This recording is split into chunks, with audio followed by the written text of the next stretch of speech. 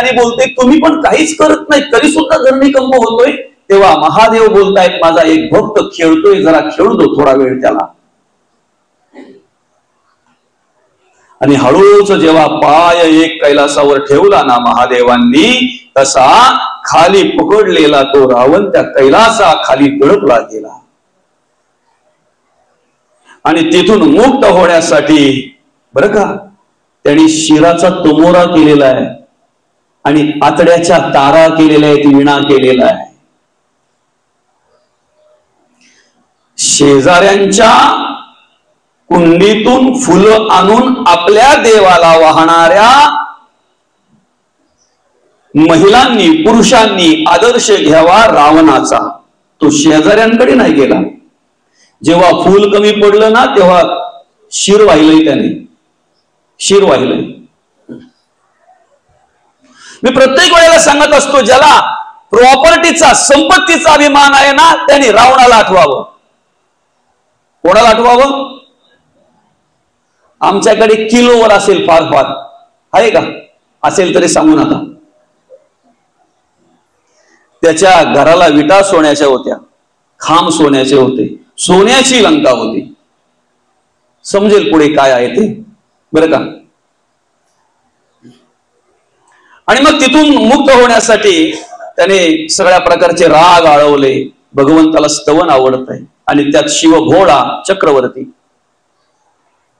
शिवभोळा लवकर प्रसन्न होणारी देवता. आपण कालच बघितलं, कमी साधनेमध्ये लवकर प्रसन्न होणारी देवता. आणि मग त्या ठिकाणी भगवान प्रगट झाले. काय बाबा काय इच्छा आहे, काय वर मागायचं? तो म्हणे काय नाही, आत्मलिंग पाहिजे. आणि नुसतं आत्मलिंग नाही बरं का, त्या ठिकाणी पार्वती मातेचा उल्लेख केलेला आहे. अपरणे सारखीच सुंदर स्त्री पाहिजे. भगवान म्हणतात अपर्णा अपर्णाच आहे दादा, पार्वती पार्वतीच आहे, सारखी असेल का? दुसरी नाही ना बरं का. आता गुरुचरित्रामध्ये असा उल्लेख आहे की पार्वती पण मागितली असेल तरी दिली असती. मी एवढा भोळा झालो होतो, मी एवढा प्रसन्न झालो होतो. इकडे शिवलीला अमृतामध्ये तर देऊन टाकली बरं का. आणि जेव्हा घेऊन निघाला ना तो, त्यावेळेला ती अपर्णा, ती माता माय माऊली बिचारी भगवान विष्णूंचा धावा करायला लागली बरं का. इकडे देवांची धावाधाव झाली, पळापळ झाली. जर आत्मलिंग स्थापन केलं तर आपण सगळ्यांनी नमस्कार करायला लागेल रावणाला. या पृथ्वीचा अधिपती होशील तू, या सृष्टीचा अधिपती होशील म्हणून सांगितलेलं. स्थापना करून जर व्यवस्थितरित्या जर साधना केली तर. आणि निघाला तो आत्मलिंग घेऊन आणि अपर्णेला अर्थात मातेला घेऊन निघाल्यानंतर माता भगवान विष्णूंचं स्मरण करतीये. भगवान विष्णू मध्येच त्याला भेटले वेगळ्या रूपामध्ये. विचारतायत काय रे बाबा, हे नक्की काय चालवलंय तू? खांद्यावर घेऊन अगदी चाललेला आहेस, नक्की काय आहे? नाहीतर सुंदर स्त्री आहे का नाहीतर कुरूप स्त्री आहे? कुठून आणले, काय आहे? अरे म्हणे असं काय म्हणतोय, सर्वश्रेष्ठ सर्वात सुंदर असलेली पार्वती आहे अपर्णा. अरे नाही नाही म्हणे, खाली उतरवून बघ जरा. आणि खाली उतरवून बघितल्यानंतर पाहतोय तर पार अगदी सुरकुत्या पडलेल्या, काळ बसलेले बरं का, आणि अतिशय वृद्ध अवस्थेमध्ये, आणि अशा डोळे वगैरे दात वगैरे वेगळ्या प्रकारची असलेली ती श्री बाजूला सारली त्याने. त्यावेळेला तो महादेवांना बोलायला लागला. तो आता काय काय काय काय त्या ठिकाणी बरंच काही वर्णन आहे बरं का, आपल्याला पुढे सरकायचं. ठीक आहे, पुढे निघाला तो. निघाल्यानंतर नेमकं देवांची तिकडे धावपळ सुरू होती. आता याला आत्मलिंग कोण घेणार बरं, याच्याजवळ तो घ्यायला लागणार आहे. आणि महादेवाने सांगितलेले की जमिनीवर ठेवू नको, जमिनीवर जर ठेवशील तर त्याचं सगळं सामर्थ्य त्या ठिकाणी गुंत होईल. जेव्हा जेव्हा आमच्यावर संकट येते ना तेव्हा तेव्हा आमचं ते संकट निर्विघ्नपणे पार पाडणारा तो श्री गणेश आहे. म्हणून या कार्यक्रमाला सुरुवात करताना आपण पहिली श्री गणेशाची पूजा केली. श्री गणेशाचं स्तवन केलं बरं का. वक्रतुंड महाकाय सूर्यकोटी समप्रभ निर्विघ्नं कुरु मे देव सर्वकार्येषु सर्वदा. आणि म्हणून मग तो श्री गणेश त्या ठिकाणी प्रगट झाले आले. रावण हे पाहतोय कुणीतरी आत्मलिंग सांभाळणारा पाहिजे, लघुशंकेला जायचं आहे. आणि मग त्याच्याकडे देताना बरेच मध्ये कथा येतात, सगळं काय सांगत बरं का, नाही तर 9 त्याच्यात 8 त्याच्यातच वाचायचे. आणि मग काय झालं त्यावेळेला ते आत्मलिंग त्याला दिलं गणेशाने, सांगितलं बाबा मी लहान आहे, अमुक आहे तमुक आहे. त्याचा उल्लेख तिकडे काय आलाय माहितीये का? तो कोणाचा रे? कोण विचारतोय? रावण. तेव्हा तो बोलतोय मी महादेवाचा मुलगा. कोणाचा? तो स्मशानवासी आहे त्याचा, जो रुंडमाळा धारण करतो त्याचा, ज्याच्या जवळ काहीच नाही आहे त्याचा. चल माझ्या बरोबर, तुला जे पाहिजे ते देतो, माझ्याकडे काही कमी आहे? कोण बोलतोय? रावण बोलतोय बरं का. कोणाला बोलतोय? गणेशाला बोलतोय बरं का. आता गणेशाला काय माहित नाही का याच्याकडे सगळा कुठून आलाय ते? लंका पहिले कोणाची होती माहिती आहे तुम्हाला? पार्वती माता आणि भगवान शंकरांचा संवाद चालू होता. तो संवाद असा होता की पार्वती माता बोलतीये माझ्या माऊस बहिणीने मोठा फ्लॅट घेतलाय ठाण्यामध्ये, चांगल्या हाय सोसायटीमध्ये. कोणाला बोलते? भगवान महादेवांना बरं का. माता म्हणते माझ्या आत्या बहिणीचा बंगला म्हणाल ना, करोडो रुपयाचा असा मोठा बंगला आहे. भगवंतांना म्हणते ती माझ्या मामे बहिणीची प्रॉपर्टी बघाल ना, त्या गाड्या घोड्या आणि बंगले माड्या काय काय म्हणावं ते. आता त्यावेळची पार्वती सांगायची म्हटल्यानंतर मग इथली पार्वती दिसायला नको? इकडे पाहायला नको आम्ही? आणि हा संवाद कुबेराने ऐकला. कुबेराने काहीतरी द्यायचं असं ठरवलं होतं आणि हीच संधी साधली आणि एक सोन्याचा महाल तयार करून भगवान महादेवांना आणि पार्वती मातेला तो दिला. त्या महालाची वास्तुशांती करायची म्हणून त्या वेळेला सर्वश्रेष्ठ असलेल्या दशग्रंथी त्या ब्राह्मणाला अर्थात त्या रावणाला त्या ठिकाणी बोलावलं.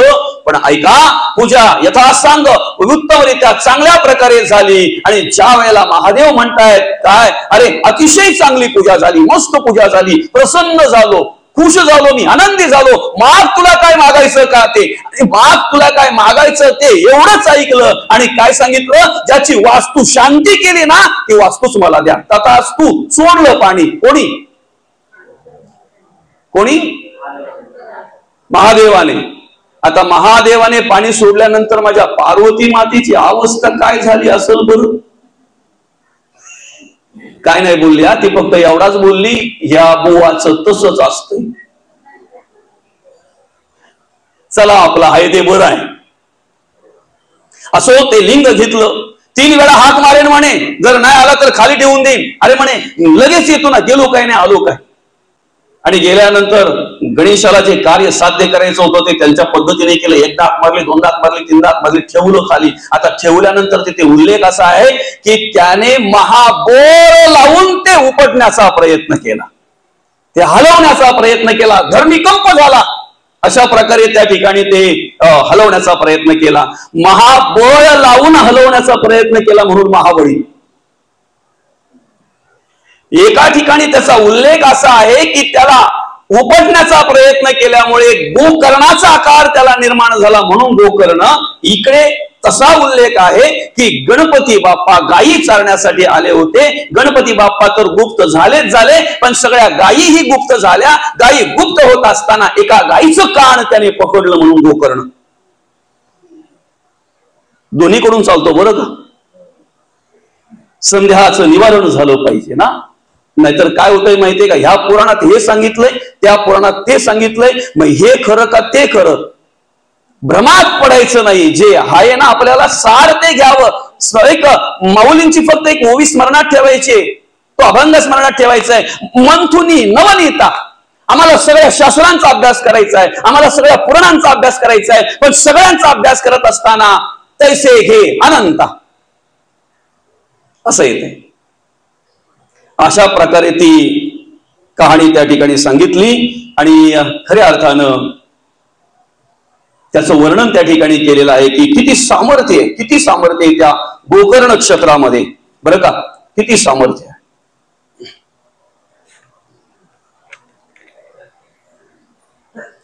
पुढे जे रावणाला सगळं काही मिळालं, बरेच पंतू काही, बरेच नातू काही, बरेच प्रॉपर्टी काही, संपत्ती काही, त्याच्यानंतर देवांना बंदिस्त ठेवेपर्यंत ते सामर्थ्य, बरं का, आणि तिथून त्या क्षेत्राला महत्व प्राप्त झालं. चौथ्या अध्यायामध्ये अनेक कथा आहेत, त्यापैकी श्रद्धा, निष्ठा आणि विश्वास कसा असावा याचा पण एक थोडक्यात विचार करणार आहोत, बरं का. किती विश्वास असावा आणि किती श्रद्धा असावी.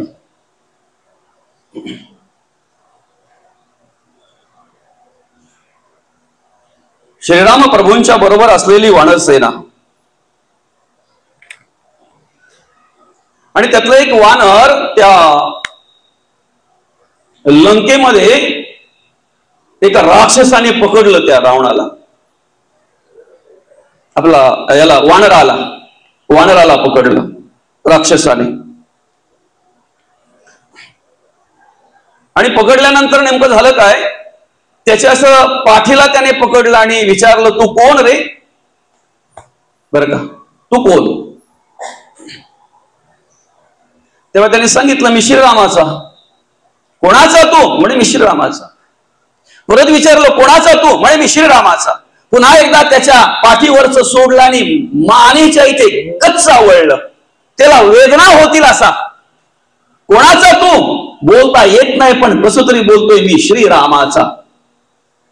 अरे रावणाचा बोल ना, लगेच सोडतोय ना तुला, नुसतं सोडत नाही, प्रोटेक्शन देतोय, संरक्षण देतोय. तुझ्या लोहला कोणी केसाला पण धक्का लावणार नाही. तो वानर बोलतो, रावणाचं होऊन जगण्यापेक्षा रामाचं होऊन मेलेलं बरं.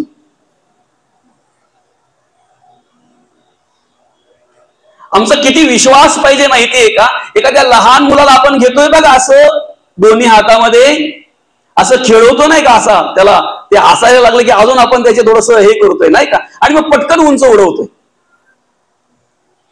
उडवल्यानंतर वास्तविक त्यांनी रडायला पाहिजे, पण ते हसतंय, खिदळतंय ते. कारण का माहितीये का, त्याला माहितीये ज्याने उडवले ना, पकडणारा तोच आहे.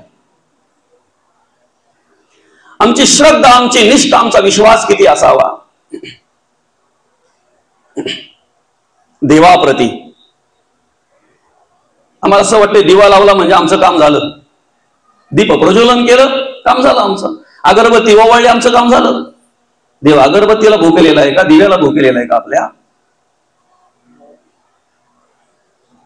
आणि त्या ठिकाणी एक चौथ्या अध्यायामध्ये एक गुराखीण आहे, गुरु चारणारी बाई.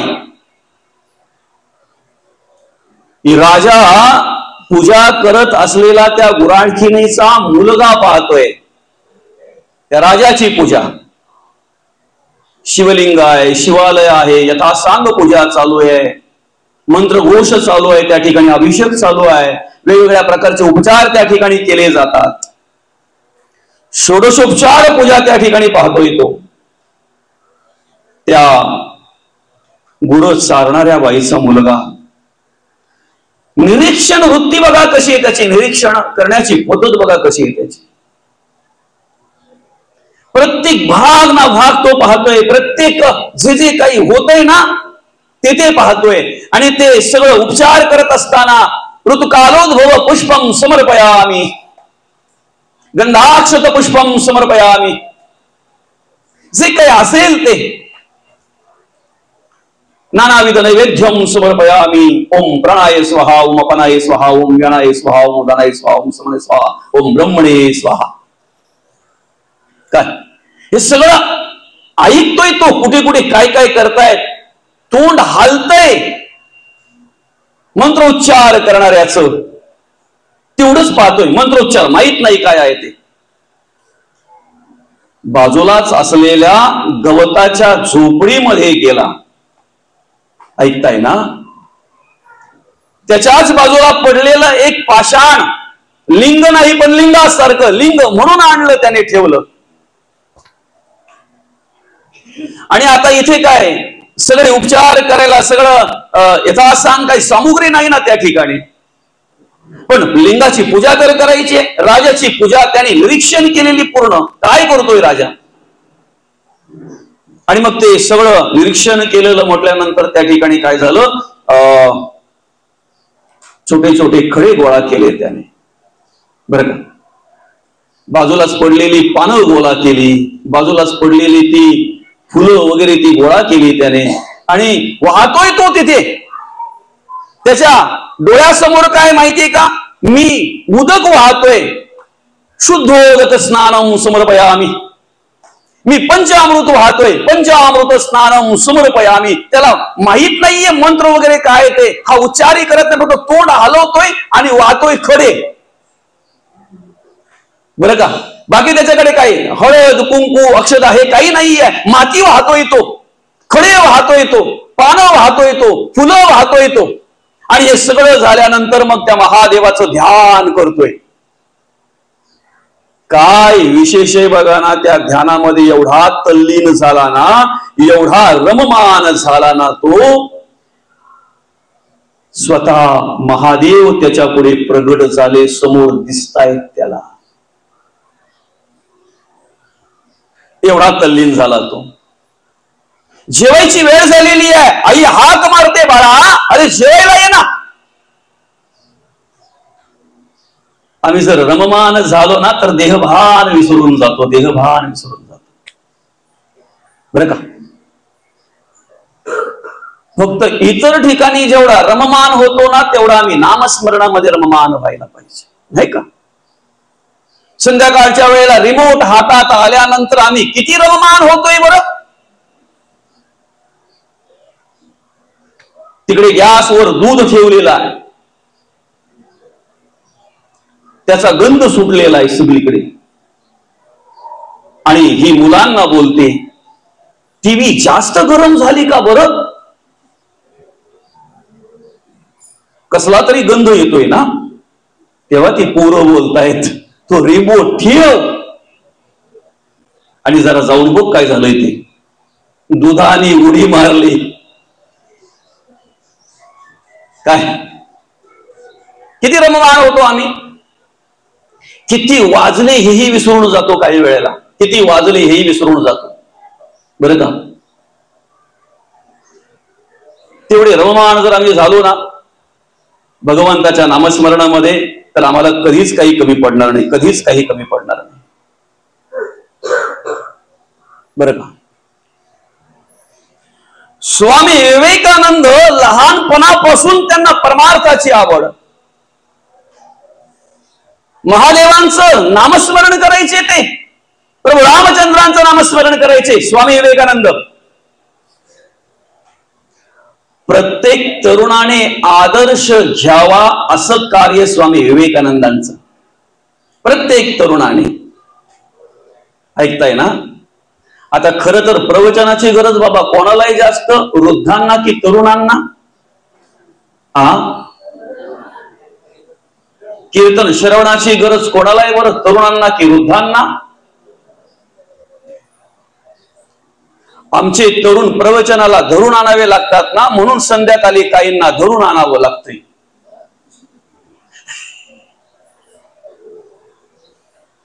काय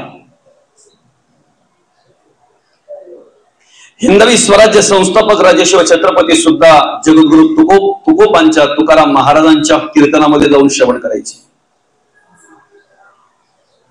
ज्यांनी ज्यांनी क्रांती केली ना, जे जे कीर्ती रूपाने आजही आमच्या हृदयात घरात आहेत ना, खऱ्या अर्थानं ज्यांचं आजही आम्ही कीर्तीचं स्तवन करतोय ना, जरा बघा, अनुभवा. 16व्या वर्षी माऊलींनी ज्ञानेश्वरी दिली. 16व्या वर्षी हिंदवी स्वराज्य संस्थापक राजे शिवछत्रपतींनी तोरणा किल्ल्यावर पहिलं स्वराज्याचं तोरण बांधलं. आणि ऐका ना, कार्यकाळ किती आहे जगद्गुरु तुकोबांचा? अवघा 42 वर्ष. स्वामी विवेकानंदांचा अवघा 38-39 वर्ष कार्यकाळ आहे. तारुण्यात कार्य केलंय त्यांनी, तारुण्यात कार्य केलंय. एकदा स्वामी विवेकानंद तल्लीन झाले त्या देवखोलीमध्ये बसून त्या भगवंताचं नामस्मरण करत असताना रममाण झाले. घरातले शोधतायत, नरेंद्र गेला कुठे? स्वामी विवेकानंदांचं नाव नरेंद्र. नरेंद्र गेला कुठे, गेला कुठे म्हणून सगळे शोधतायत. सगळं शोधून झाल्यावर मग बघितलं, अरे देव खोलीचा दरवाजा बंद आहे आणि आतून बंद आहे, म्हणजे नरेंद्र आतमध्ये असेल. आवाज देतायत, दरवाजा वाजवतायत, ओरडतायत, मुळीच आतून काही आवाजच नाही. दरवाजा तोडल्यानंतर बघितलं तर स्वामी विवेकानंद अर्थात नरेंद्र त्या ठिकाणी भगवंताच्या नामस्मरणामध्ये तल्लीन झाले होते. किती तल्लीन झाले होते? देहभान विसरले होते, देहभान विसरले होते. आम्ही स्मरणिका हातात घेतली का आम्हाला संसार आठवतो.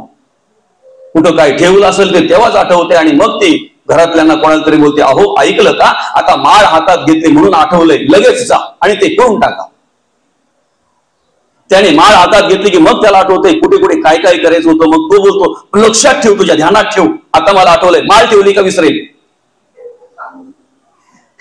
माळ हातात घेतली, आम्हाला देव आठवायला पाहिजे. आम्हाला काय आठवतोय बरं? बरं का? असो, परदेशामध्ये ज्या वेळेला स्वामी विवेकानंदांचं भाषण सुरू होतं त्यावेळेला त्यांचं ते वक्तृत्व, त्यांचं ते राहणं, वागणं, जगणं, त्यांचं ते तारुण्य आणि त्यांची ती सुंदरता बघितल्यानंतर आयोजकांचीच मुलगी त्यांच्या जवळ आली. कार्यक्रम संपल्यानंतर हात जोडते आणि काय म्हणते, तुमच्याशी मला लग्न करायचं आहे. स्वामी विवेकानंद म्हणतात, का? तुमच्यासारखं वक्तृत्व असणारा, तुमच्यासारखा सुंदर, तुमच्यासारखा ज्ञानी मुलगा माझ्या पोटी जन्माला यावा म्हणून तुमच्याशी मला लग्न करायचं आहे. एवढं ऐकल्याबरोबर स्वामी विवेकानंदांच्या मुखातून पहिला शब्द आलेला आहे, आई साहेब. काय शब्द आलेला आहे? हे मर्दाचे शब्द आहेत बरं का, हे पुरुषाचे शब्द आहेत. याला पुरुष म्हणतात. पुरुषत्व काय असतंय माहिती आहे? या आई बहिणींना आई आणि बहीण बोलणं याला पुरुषत्व म्हणतात, त्याला मर्द म्हणतात. बरं का? शोषण काय कोणीही करेल रे, वाईट आचरण कोणीही करेल, आणि अत्याचार करणारे पुरुष, अरे पुरुष कसले ते वेगळा शब्द आहे. आई साहेब, आता मी तुमचा मुलगाच समजा ना. त्या मुलीने तिथे साष्टांग नमस्कार घातला, गुरु मानले स्वामी विवेकानंदांना, आणि विवेकानंदांच्या बरोबर या हिंदुस्थानमध्ये आले. का? अरे ज्या हिंदुस्थानचा तरुण जर एवढा संस्कृत आहे, जर एवढा ज्ञानी आहे, जर एवढा त्यागी आहे, जर एवढा वैरागी आहे, तर त्या हिंदुस्थानची संस्कृती आणि संस्कार काय श्रेष्ठ असतील. आणि म्हणून आजही परदेशातली लोक आमच्या ह्या भूमीचं दर्शन घेण्यासाठी, या भूमीला स्पर्श करण्यासाठी, नतमस्तक होण्यासाठी येत आहेत. इथल्या संस्कृतीचा अभ्यास करतायत, इथल्या संस्कारांचा अभ्यास करतायत आणि त्याप्रमाणे जगण्या वागण्याचा प्रयत्न करतायत. बरं का? जे संस्कार, जी संस्कृती आम्हाला इथे अनुभवायला मिळते ती कुठेच नाही. या हिंदुस्थानचं श्रुती आम्हाला शिकवतायत, मातृदेव होवो, पितृदेव होवो, आचार्य देव होवो आणि अतिथी देव होवो. या हिंदुस्थानचं शास्त्र आम्हाला शिकवतं, यत्र नार्यास्ते पूजन्ते रमन्ते तत्र देवतः. ज्या ठिकाणी माझ्या माय माऊलींचा सन्मान केला जातो ना, आदर केला जातो ना, त्या ठिकाणी सगळ्या प्रकारच्या देवता रममान होत असतात, सगळ्या प्रकारच्या देवता रममान होत असतात. किती श्रेष्ठ संस्कृती आहे. आम्ही भूमीला भूमाता बोलतोय. गाईला गो माता बोलतोय, आम्ही गंगेला गंगा माता बोलतोय, नवे नवे आमच्या देशाला सुद्धा आम्ही बोलतोय भारत माता, भारत माता. आणि ते विचार, ते आचरण पाहण्यासाठी ती महिला, ती मुलगी स्वामी विवेकानंदांच्या बरोबर आली. इकडे आल्यानंतर तिने समाज प्रबोधनाचं कार्य केलं, समाजसेवेचं कार्य केलं, जनजागृतीचं कार्य केलं. निवेदिता तिचं नाव, बरं का, निवेदिता, निवेदिता असो. एवढी श्रेष्ठ संस्कृती आहे, एवढे श्रेष्ठ संस्कार आहेत, आणि इथे जगून वागून जर आम्हाला त्याचा अनुभव घेता येत नसेल तर आमच्यासारखे अभागी आम्हीच ना, आमच्यासारखे अभागी आम्हीच. म्हणून या ठिकाणी ते श्रद्धा, निष्ठा, विश्वास किती असावा. भगवंत स्वतः प्रगट झाले त्या ठिकाणी. देव भान विसरलेला आहे. तो आई हाक मारते, अरे जेवायला ये. काही केले ऐकत नाही, समोर हात जोडून तो बसलेला आहे. आईला काही माहित नाही काय चाललंय ते. त्याचं ते सगळं खेळणं वगैरे सगळं बाजूला करून टाकलं, बाजूला सारून टाकलं. त्याच्या बरगडीला पकडलं, हाताला पकडलं आणि फरफडीत नेलं त्याला. ज्या वेळेला त्याचं लक्ष त्या झोपडीकडे गेलं ना, त्यावेळेला ती गवताची झोपडी रत्न खचित शिवालय झालेलं होतं आणि शिवलिंगाची स्थापना त्या ठिकाणी झालेली होती. त्याला दर्शन झालंच झालं, पण त्याच्या आईला सुद्धा त्याने दर्शन घडवून दिलं. त्यांना दर्शन झालंच झालं, पण राजाला सुद्धा ही वार्ता कळली, राजालाही दर्शन झालं आणि त्या परिसरातल्या सगळ्या लोकांना सुद्धा त्या ठिकाणी शिवलिंगाचं दर्शन झालं. ही निष्ठेमध्ये पॉवर आहे, ही सामर्थ्य आहे. श्रद्धेमध्ये, आपल्या विश्वासामध्ये सामर्थ्य आहे. फक्त विश्वास पाहिजे, नाही. तुम्ही किती सादर संगीत सगळं करताय ना, बरं का. काका आलेत का बरं आज? काल पूजा करणारे आपले पुजारी काका होते ते आहेत का बरं आज? हा काका, ओके. तुमचं सगळं साहित्य जरी असलं ना इथे, तुमचं मन जर तिथे नसेल ना, तर त्यांना सुद्धा पूजा करायला मन लागत नाही. काका खरं आहे की खोटं आहे? ते जर इकडे तिकडे भाव चालला असेल, हे आलंय का, ते आलंय का, हे झालं का, ते झालं का, तुम्ही सांगताय तिथे गंधाक्षत पुष्पम समर्पयामी आणि हा हळद वाहतोय, बरं वाटतंय का ते? मग त्यावेळेला ते सांगतात, दादा पूजेच्या वेळी पूजेकडे लक्ष द्यायचं आपल्याला, बरं का. आम्ही ते सगळं वाहत असताना, आम्ही ती सगळी पूजा करत असताना आमचं मन तिथे आहे का हे महत्वाचं आहे. मनाने आम्ही तिथे आहेत का, तनाने आहोत ना? आता आपण सगळे तनाने इथे बसलेलो आहोत, श्रवण करताना दिसतोय. मनाने कुठे आहोत बरं? मनाने आपण कुठे आहोत? आणि मनाने जर इथे असो ना, तर आपल्याला नक्कीच सगळं काही कळणार आहे, बरं का. सगळं काही समजणार आहे, बरं का. पुढे 6व्या अध्यायामध्ये सिमिंतिनी आख्यान मांडलेलं आहे. चित्रवर्मा नावाच्या राजाची कन्या सिमिंतिनी. अध्याय 6. राजाला अनेक वर्ष काही मुलबाळ नव्हतं आणि